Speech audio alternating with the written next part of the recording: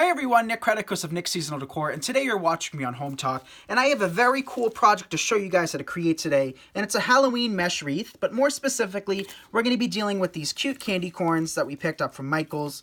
Basically, everything we're using today you can pick up from Michael's, Walmart, you name it, they all carry Halloween decorations. So we got a couple of those candy corns. We also have some candy corn ribbon, some chevron ribbon, and if we decide to use it, we also have some polka dot ribbon. So what you're also going to need is an assortment of picks. Here we have some black pine. We also have some black maple leaves with a little bit of glitter. And these ran about $1 a stem from Michael's. We also have some flowers that we can add a little bit later on if we decide we want to use some of those.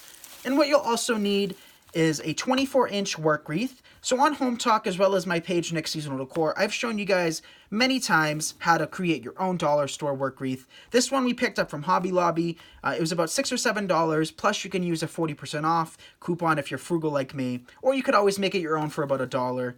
The choice is up to you. And what you'll also need is 2 rolls of mesh. What we have here is a 10-inch roll with black and orange stripes, and we also have a solid 10-inch roll of just orange. So we're going to be dealing with both of these. What I've done ahead of time is I've pre-cut half of all of the materials. That way you don't have to sit there and watch me as I cut them. But what I'm using is a rotary cutter right here and a self-healing mat. I will have the links in the material list posted for you guys. So if you want to purchase the materials we're using or the products I'm using, you certainly can do so. But what I'm using is a rotary cutter versus scissors. I think this gives a little bit more of a cleaner cut on top of my self-healing mat. And what I'm doing is I'm cutting these about 18 inches in length. And you're going to need about 17 to 18 pieces. You're going to need 1 piece for every single twist tie. So depending on how many twist ties your work wreath has, you may need 1 or 2 more or 1 or 2 less. It just depends on what kind of frame you have. So I'm just cutting a few more of these. So feel free to use whatever colors you want. We're making a Halloween wreath today, but you can very easily translate the technique we're doing for Christmas, for fall, for any season and holiday. And this video is actually not live. This is a pre-recorded tutorial that will be premiered Sunday at 7 p.m. Eastern Standard Time, which is the time you're watching this now. And I will be in the comments section for about 45 minutes answering any questions you may have live. So rather than me answer questions through the phone, if you have any questions at all, I will be in the comments section right there to answer them as you go. Excuse the phone, we seem to have a phone call. But I'm just cutting the remaining bit of mesh.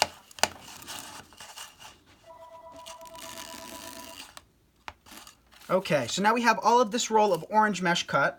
What we're going to do now is cut the remaining bits of this. We're doing 2 different techniques on the base we're working with today. We're doing a ruffle technique using the solid orange, and we're also going to add curls using this for some texture and some added color. So these ones, you're only going to need 1 for every other single twist.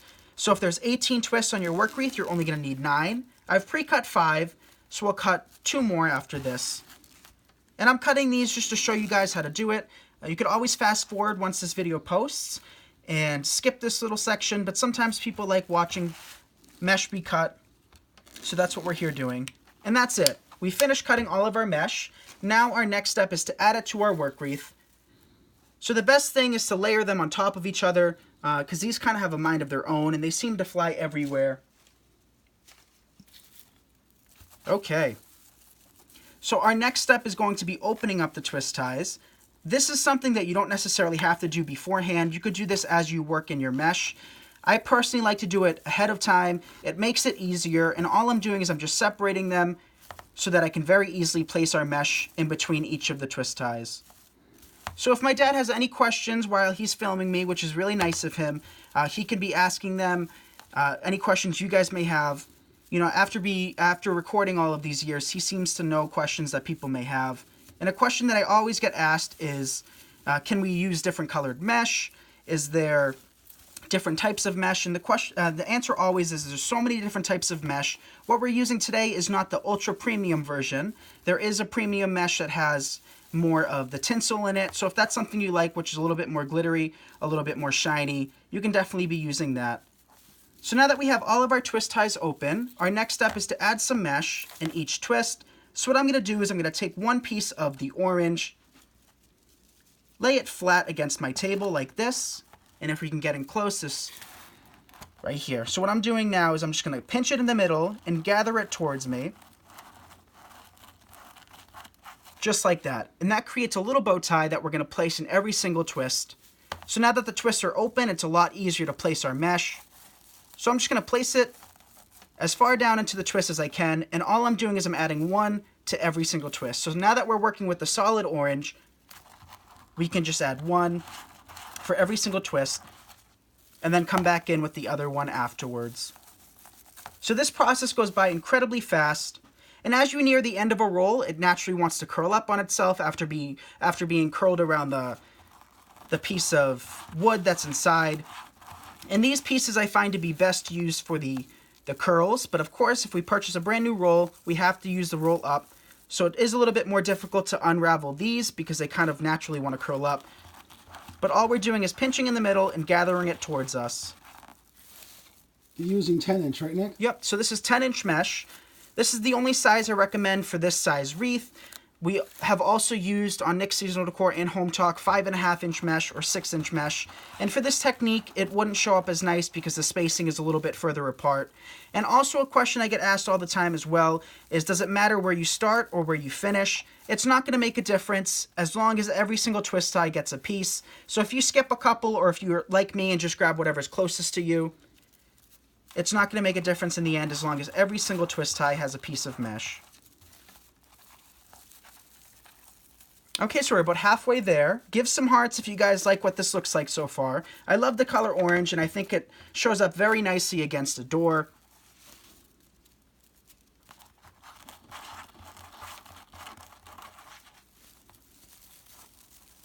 So a few more pieces to add.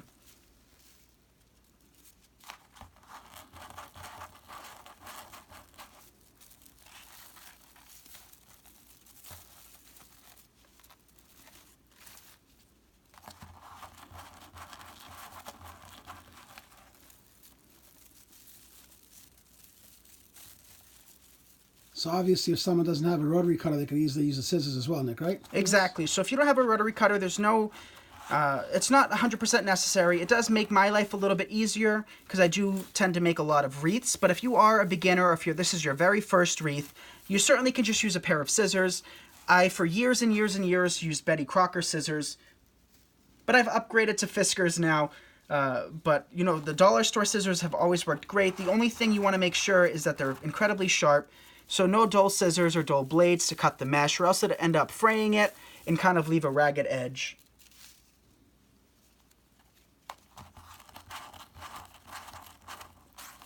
Okay, a couple more pieces left and then we're done with this mesh. And then we can add a few of the prettier versions using the black and the orange combined. And by having different techniques and different textures on your wreath, it really makes for a professional looking wreath.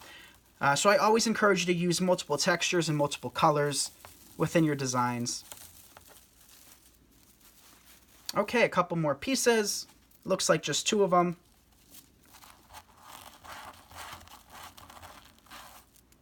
You said you used 5.5 and 6-inch as well. Could you use larger than 10-inch? So for this design, I do not use 5.5 or 6-inch. We have designs on Hometalk using 5.5 and 6-inch. I would not recommend that on this, or else you'd see a lot of the frame. There is a 21-inch version of mesh, and we have done techniques using that on Hometalk as well. So there's all different techniques to use mesh. You just got to choose which one works the best. This technique that we're doing today is a technique that I highly encourage beginners to try. It's basically foolproof. No matter what you end up with, it's always going to be beautiful. And right now, where it stands, we've added all of the orange. And isn't that pretty all on its own, just like that? Very simple, very pretty. And I've always said that we live in a colonial home, so we have windows on either side of our door. I always thought it would be very pretty to create plain wreaths like this and place one in every single window. So our next step is not to do the ruffle technique, it's to do the curl technique, where we're going to just roll it over itself just like this to create a curl. And then we're going to pinch in the middle and open up our twist and place one in every other twist. So a good practice to get a habit to get into is to think of these as your flower petals. Think of this as a giant flower or a sunflower. The seeds are always in the middle and the petals always shoot away from the seeds. So you always want to have these shooting away from the middle of the wreath. for the best effect. And we're going to repeat this process for every other twist just by rolling it. And another key component is when you're rolling this, you want to make sure that the bottom and the top is even. You can just tap it down like that to make it even. If you don't do that, what ends up happening is what I like to call the cannoli effect, where it kind of is jagged, and that leads to fraying, something that we don't want to happen on our mesh. So again, open up the twist, place another piece,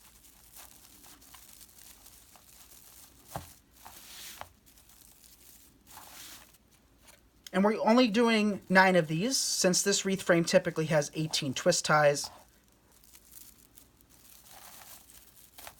And it might not be pulling out perfectly on camera, but the added texture and the added shade of black really helps to make this wreath pop.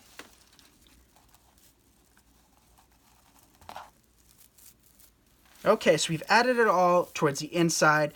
What you can see here is that I placed 2 pieces side by side.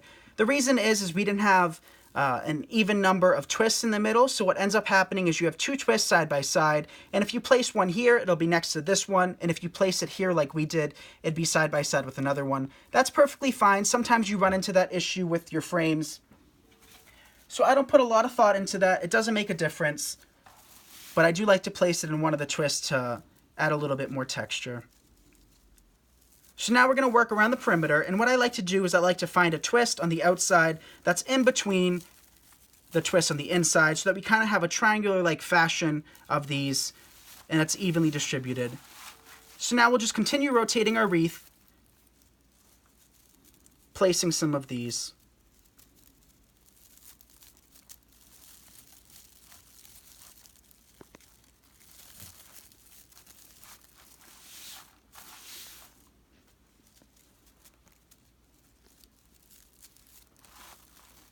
Okay, we have 1 left after this.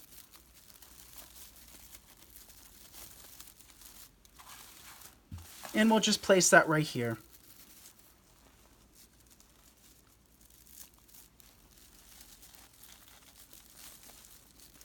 So how pretty is that so far? Just by adding a little bit of mesh. Right now where it stands, this wreath is less than $8 or $9 to create. And these make great gifts with nothing on them. You can definitely add a little package of gifts and decorations that your family and friends can decorate however they want. But our next step is to create a bow. So like I said, we have different ribbons to add to our bow. These came from trendytree.com, and they're a small family-owned business that I love to support. For those of you that have been watching me for a while, you all know that I absolutely love supporting local businesses and small businesses. So we have 3 different ribbons in different sizes that we're going to use today. We have 2 1.5-inch ribbons, which is the smaller candy corn and the chevron, as well as a 2.5-inch candy corn one as well. So now what we're going to do is we're going to create a funky bow by simply placing tails in loops and then cutting them. So we'll just continue alternating. Since we have a loop here, we're going to place the tails of this one on the opposing side. And sometimes it's easier just to drop your ribbon to the floor.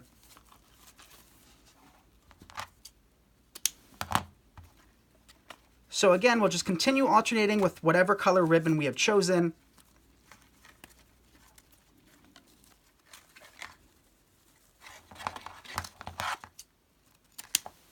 Can you do this with more than 3 ribbons if you want to, Nick? You can do it with as many ribbons as you'd like. Typically, I like to stick to 2 to 3 prints.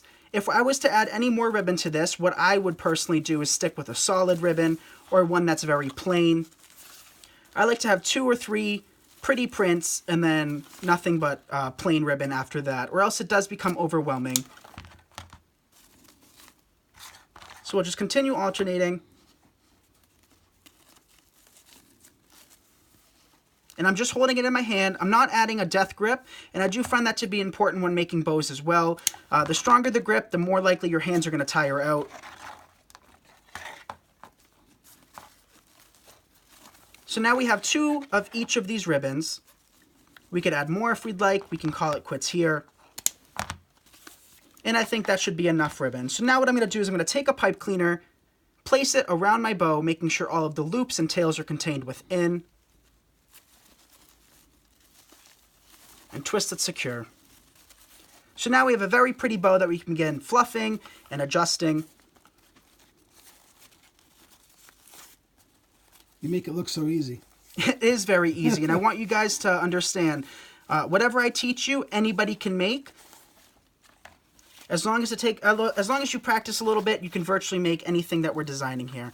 So now what I'm doing is I'm feeding my bow through my mesh wreath, and I'm making sure I secure it to the metal frame, and that is incredibly important, you guys. You always want to secure it to the metal frame rather than just the mesh. You want it to stay in place, and by having it in the metal frame, over time it's not going to sag like it would if you were dealing with just the mesh.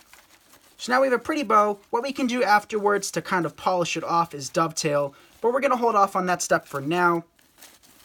Isn't that a pretty bow? I'll just show you real quick one of them how to dovetail. So here we have the 2.5 inch ribbon. I'm going to fold it in half and cut from the middle out towards the wired edge. And that's how you get a nice dovetail or fishtail on the ends of your ribbons, and that just adds for the professional look. So now what we're going to do is we're going to start decorating our wreath. This is the funnest part of any design. And what we're going to do is we're going to take some of these black pieces of pine that we picked up from Michael's. These were 60% off. And I'm going to go over to my glue skillet. Let me pull up my glue skillet so you guys can get a better view. This is my glue skillet. It has lots of odds and ends inside of it as they've fallen in. But all I do is I dip my stem into it, apply a generous amount of hot glue, and then what we can begin doing is placing them where we want them. So I'm just trimming them short. These ones were only about $1 each, so very economical. Dip them in my glue skillet. And then place them where we want them. So by a show of likes or hearts, let me know if you guys are loving this. I think this wreath is turning out really cute. And like I keep saying, very economical. My whole reason for being a crafter is to teach you guys to be frugal and save as much money as you can, but still maintaining a beautiful professional looking design. So whenever you can save money, I like to tell you guys the tips to do that. These ones were only 99 cents, give or take, as they were 60% off at Michael's. So I placed some greenery going downhill, and now I'm placing a few pieces going uphill. The reason for that is I always like to have my greenery taper off on either side. If I was to continue placing it this way, you can see you would end up with a very blunt edge and nothing going past that. I like things to slowly, gradually get smaller and smaller. So I'm just dipping into my glue skillet, pulling back some of the mesh, and placing a few of these. So we have one left that we can add. And I'll just place that in the upper left-hand corner.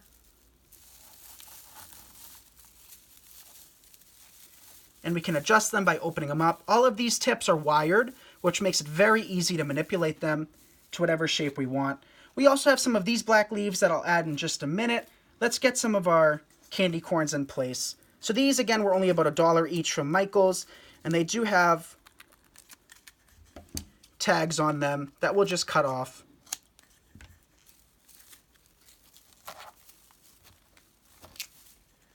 So I'm just going to trim these stems a little bit short. We don't need the full length of them. Again, dip them in my glue skillet and take them back to the wreath.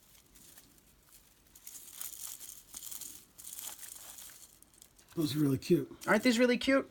Give a heart if you guys like these candy corns that we picked up. Wow, these tags don't want to come off for the life of them.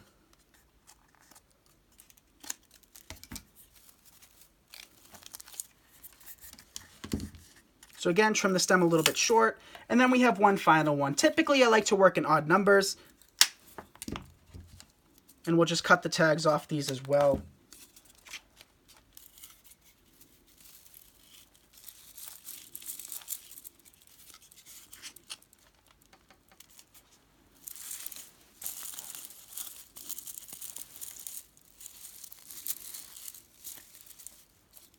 So we have 3 candy corns. Now what we'll do is we'll poke in a few of these orange flowers. These are little daisy flowers that we picked up from Michael's from their spring and summer collection. Originally they were $5, but I must have picked these up 80 or 90% off. And typically these are used in fall arrangements or fall flower wreaths. We're using them in a Halloween wreath today. And since our ribbon has a little bit of green, by tying that in with a little bit of foliage from these flowers is going to help match it perfectly. Okay, so here we have more of those tags. Tags are everywhere, you guys. I don't understand. And now what we can do is we can trim them a little bit short if need be. And then place them where we want them.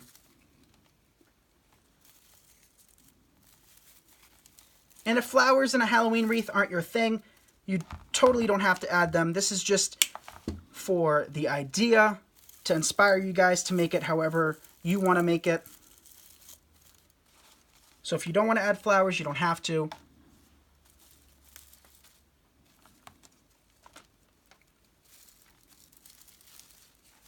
What else could you add to it if you wanted to, Nick, other than flowers? So you could add ornaments if you have orange ornaments. You could add black ornaments.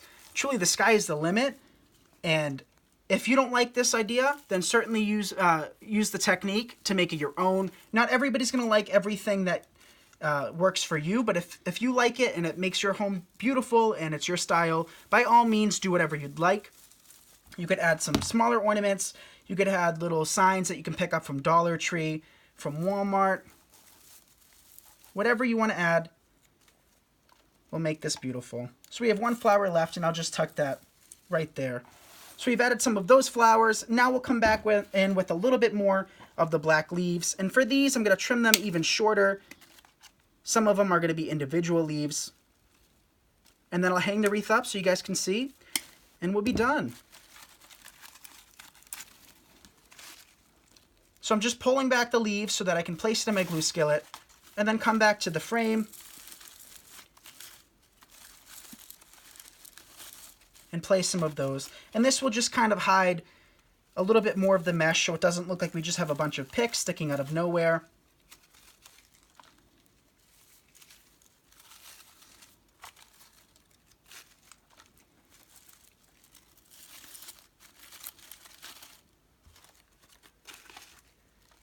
But if you guys don't mind sharing this video, I greatly appreciate it. We also have a material list posted for you in the comments section as well as a description. So if you're interested in picking up some of these materials, you can find them in the material list. But by sharing, it helps us inspire as many people as possible. Through Hometalk, I have received so many messages of people that have never made a wreath in their life, and then they felt inspired to make a wreath after my videos. And we've done all sorts of videos on Hometalk if you want to check out some of those, or if you don't mind popping to my page as well and checking out some of my tutorials on Nick's Seasonal Decor. I appreciate that as well. Okay, so our last little cluster of greenery, and we'll just place that towards the bottom. And here's the wreath. So give some hearts if you love that. I'll hang it up in just a second, but real quick, let's finish off the ends of our ribbon to give a little bit more of a professional look. We'll just dovetail all of them, again taking the ribbon, folding it in half, and cutting from the middle out towards the wired edge, and that's how you reveal a nice dovetail. So this is one of the most important parts to making a very professional looking wreath, in my opinion, is making sure your ribbons are as perfect as you possibly can get them.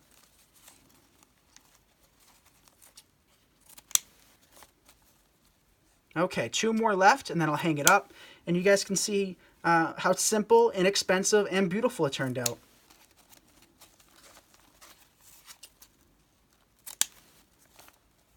Okay, 2 more ribbons left, and that seems to be it.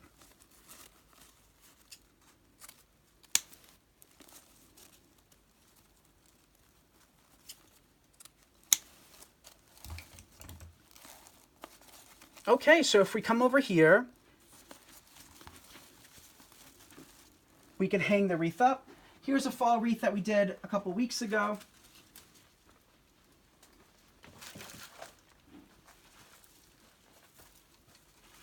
But here we have a very simple Halloween wreath that we can fluff and adjust to our liking. But if you guys have any questions at all, like I said before, I will be in the comments section answering any questions you may have.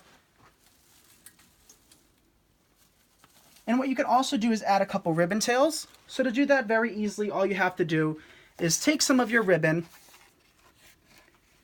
Let me come over here. Take some of our ribbon, cut a length off, and if there's a twist underneath, awesome. We can just take one of those twist ties, wrap it around the ribbon, and have some extra tails shooting down. And what you could also do is curl them up for some added texture. That actually adds a nice dimension to it. Yeah, so sometimes you can just, play around with it to get it to your liking. But here we have a very inexpensive wreath. A quick breakdown. We have about $7, $8 worth of decorative picks and flowers that we picked up on sale, a couple dollars worth of ribbon, and about $5 or $6 worth of mesh. So in total, you can create this design for about $15 to $20, depending on where you source your products. But I hope you guys enjoyed this, and I'll see you all in the next video. Again, if you don't mind sharing this video, we love to inspire as many people as possible. So until next Sunday, I hope you guys have a great evening, and I'll see you all very soon. Bye, everyone.